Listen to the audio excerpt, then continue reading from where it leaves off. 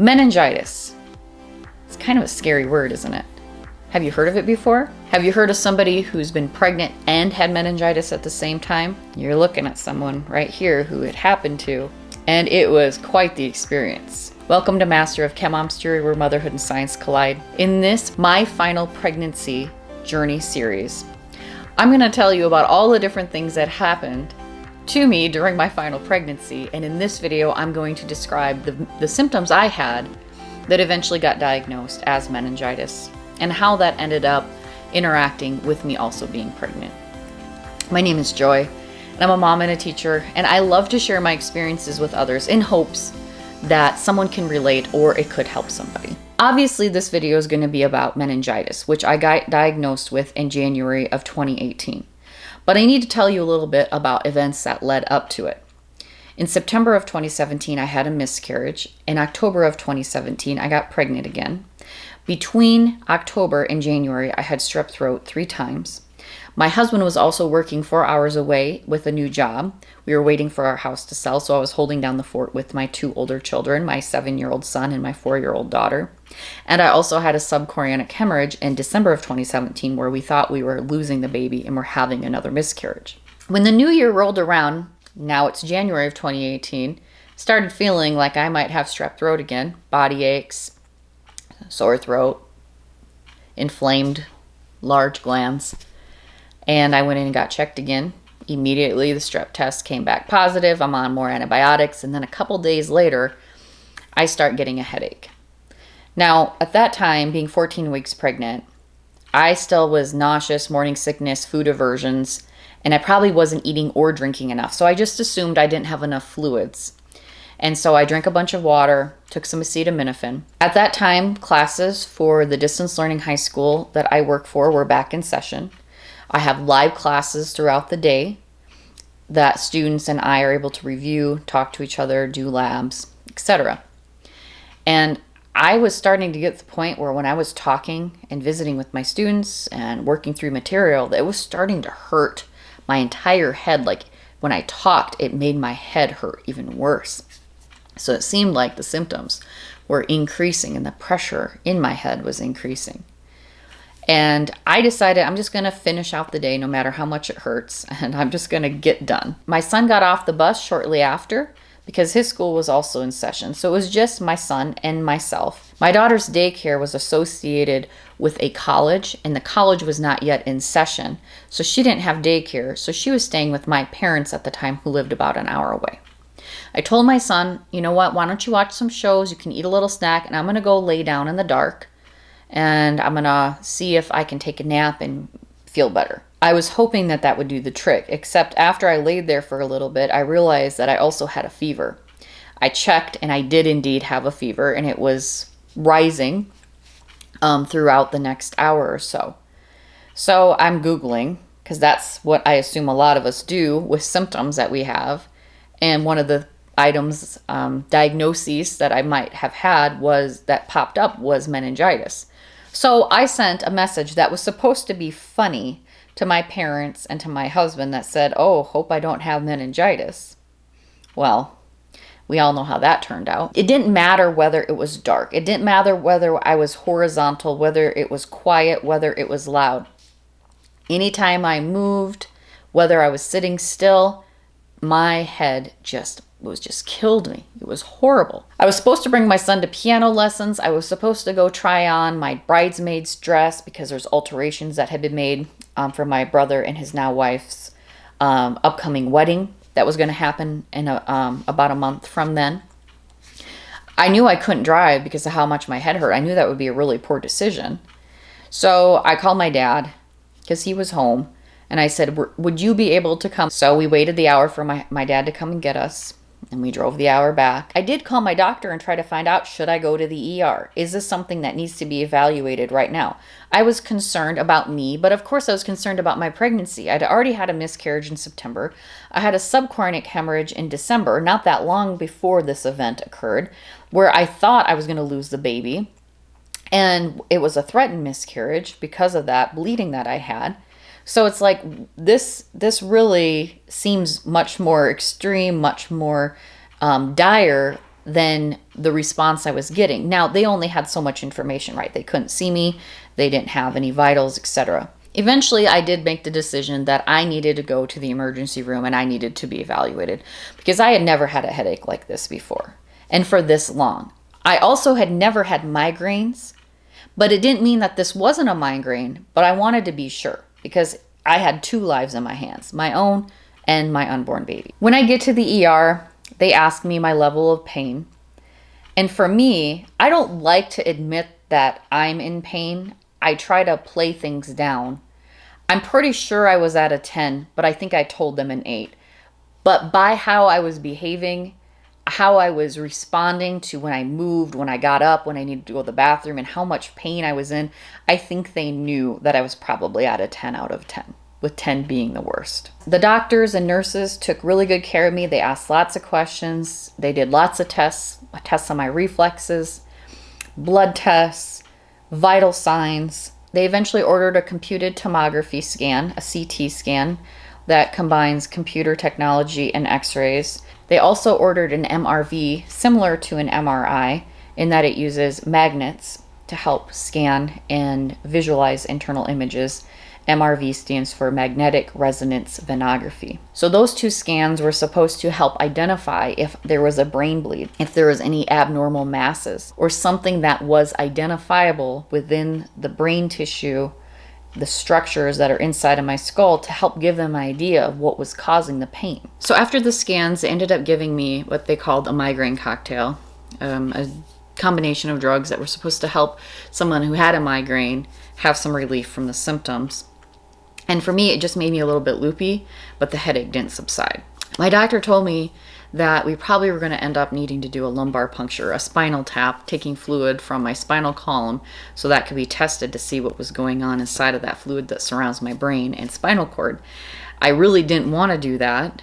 I know there can be risks with it, and it didn't seem like something that I really was going to enjoy very much, but I knew that, okay, if I don't find some relief here soon, that's going to have to be the next step. They continue to check my vitals, my reflexes, and often would ask me if I could touch my chin to my chest. And it did get to the point where my neck was really stiff, in addition to my headache being incredibly painful, that I said, no, I can't anymore. Things started happening relatively quickly then. A whole new flurry of blood draws were taken. And eventually, within not very much time at all, they said, we're going to be doing the lumbar puncture, the spinal tap, because we need to know what's going on. So with the lumbar puncture, I had to bend over, and I had a nurse help me hold me into position in the front, and then I also then had the doctor was in the back, and she drew the fluid from my spinal column. I had to be very, very still. And it felt like it was a really long time, but I have no idea how long it actually lasted, but it felt like forever. But we got it done, and then they ended up wheeling me up into a transitional area. I'm not sure if that's the actual correct terminology, but I was no longer in the ER. They had me in a different area so that once they found out what was wrong, then they would know where to put me next. Around that time, I think it was maybe 4 or 5 in the morning, somewhere in there, and I'd been in the ER for quite a bit of time already, and I hadn't eaten basically since noon the day before. I was starting to get really hungry, so I asked if I could eat some food, and so they gave me some peanut butter and jelly, and I ate that voraciously. There was a point, though, where all of a sudden I was getting really sleepy, and the entire time I was unable to do any rest because my head hurt so bad. And so I was getting really tired, and they were trying to keep me awake and had to kind of forcefully, not yell at me, but loudly say my name to try to keep me going while they were asking me questions because they were doing some paperwork things. Around that same time, my blood pressure dropped significantly. It was very low and dangerously low. Now, later on, I learned, if that happens, if your blood pressure drops that low, that is an indication of something called septicemia or sepsis. Sepsis is due to blood poisoning from whatever infection a person is fighting, in addition to the immune system, the fighting cells and systems of your body responding at such a high dangerous rate that it causes the body to be in an extreme state of inflammation and can prove deadly. So in addition to this blood pressure dropping, I also then look up and I see the nurses, the doctors coming into my room with gowns and with masks. And then they tell me, we're going to have to quarantine you because you have meningitis. And the next thing that they did was they brought me down to the area where brain and spinal cord injuries, diseases were being taken care of. And so I had a room there that had a sign on it that anybody that came in needed to have a gown and gloves and a mask on because, of course, I was somebody who could potentially be contagious. The next thing that happened is I was wheeled down to the brain and spinal cord unit, which is an area where people with diagnoses and problems would go to be cared for. The sign on my door said that I was in quarantine because at that point, they didn't know for sure what type of meningitis I had, whether it was viral or bacterial, and they didn't know how contagious I was. So anybody who entered that room had to have gloves, a gown, a mask on to protect themselves. One of the things I haven't mentioned yet is who was with me during all these different steps. Well, my dad had brought me to the ER, and I asked him just to go home once it was around that midnight. My husband was going to be on his way, but I wanted him to get some rest before he did his long drive to get to the city in which I was at. So I was alone from probably about midnight till 5, 6 a.m. During the time that they were moving me from the transition area to my quarantine area, my mom actually was coming in for work. She knew what was all going on, but she was coming in for her shift, and we crossed paths as I was being wheeled to the brain and spinal unit, and so she was able to get the rest of the day off so she could be with me. When they got me into the room, the nurse who was assigned to me did this amazing frenzy of getting IVs in and putting all the IV bags up because there was a lot of them. You know, I wish I could have a picture of how many I had, but I was in no state to take pictures, and neither was my mom or anyone else who was there. We were just trying to take care of me and my 14-week pregnancy. So just trust me when I say there was a lot of IV bags that were being put into my body at that time. It would have been including both antibiotics, antivirals, fluids, and other things. I could get the list, but I don't think it's necessary. There was just a lot of orders that were made during that time. So eventually, I finally got to ask the question, what's going to happen to my baby? I'm 14 weeks pregnant. I've already had a threatened miscarriage because of the subchorionic hemorrhage.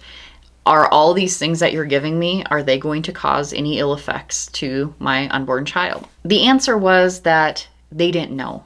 They didn't know if the antibiotics, antivirals, or any of the other things that were being given to me, if they were going to affect the baby negatively. They didn't know if it could potentially cause a miscarriage. They didn't know if there could be some sort of birth defects associated with it. But the one thing that they did know is that the heartbeat was strong and true during those 5 days. At that point, all I could do was just have faith that everything would turn out okay. One of the things that I kind of regret is that I ate that peanut butter and jelly sandwich I told you about earlier. Because once they started giving me all those fluids, those medications, it wasn't too long before I had a lovely projectile vomit that my mom had to help with of all the stuff that I had previously eaten. She said it even came out of my nose. I told her I didn't remember that happening, but she said she was there. She knows. I know that everybody's a little different when they're in the hospital and how they respond to being a patient and not really being able to be in control of things. When I'm hospitalized, and I've been a couple times now, one of the things I do know about myself is I think I'm a pretty good patient. I'm very appreciative. I'm very kind. I try to be as helpful to the nursing staff and the other staff that's there to provide care for me. I try to be as helpful as possible because I don't want to be a burden, but I'm pretty sure I was a burden on two fronts. The first was with the food staff. They would bring food in and I'd be like, is there beef in there? And they'd be like, yeah, it's this. And I'm like, I can't eat it. The smell is about doing me in right now. Because again, remember, I still had like food aversions. And so eventually I started advocating for myself because one, I didn't want to waste good food because I wasn't going to be able to eat some of the things they gave me. I just couldn't do it. So I started advocating for myself and requesting things if they were able to, so that at least I could eat something that I could handle and that they weren't bringing me food that ended up being thrown away. So I felt like I was a little bit of a burden on that end. And the second thing that I felt like I was real annoying about is how many times I asked to go pee. During the first few days, the nursing staff wanted somebody there to assist me as I got up and went to the bathroom because I had all that stuff hooked up to me and all the monitors hooked up to me. Some of them that were like attached to my chest needed to be unhooked before I could get up and move. I had to go, I think it was about every hour or even maybe every 45 minutes, I was pressing the call light because I had to go to the bathroom. And I felt really bad about it. But eventually we got to the point where I asked their permission, where I think I was in good enough shape and they could tell that my husband was present, that I asked, could he just help me so that you guys don't have to be bothered to bring me to the bathrooms. Eventually the lab results came back that I indeed had viral meningitis, and there was an enterovirus that they were able to find in the fluid. They also highly suspected a bacterial infection as well, but they were unable to grow anything from the fluid to be able to prove that it was a particular type of bacteria. So based on my symptoms, based on how my immune system responded and the blood work that they were able to evaluate in the immune system cells, they suspected bacterial but were never able to confirm it. Either way, they treated me for both viral and bacterial meningitis, so both with antivirals and antibiotics. A few things that I want to discuss just to help make sense of the symptoms and the diagnosis. Number one, what is meningitis?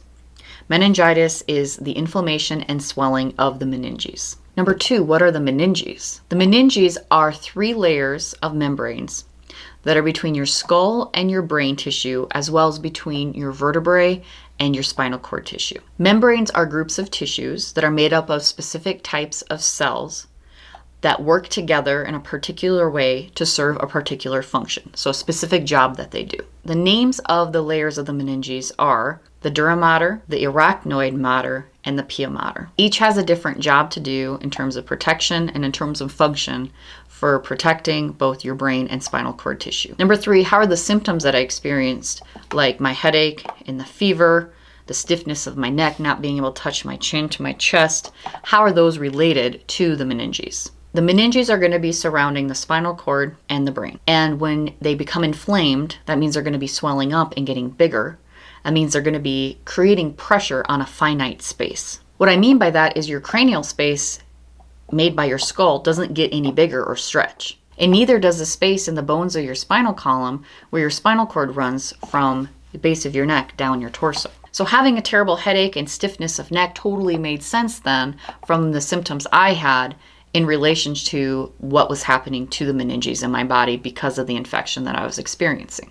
Number 4, why is a lumbar puncture or spinal tap used to help diagnose meningitis? A needle is inserted between 2 lumbar vertebrae of your spine, which is in your lower back. Fluid is gathered from that location, and it's called cerebrospinal fluid. Cerebro is relating to the brain, and spinal is referring to the spinal region. Cerebrospinal fluid circulates between the brain and the spinal cord.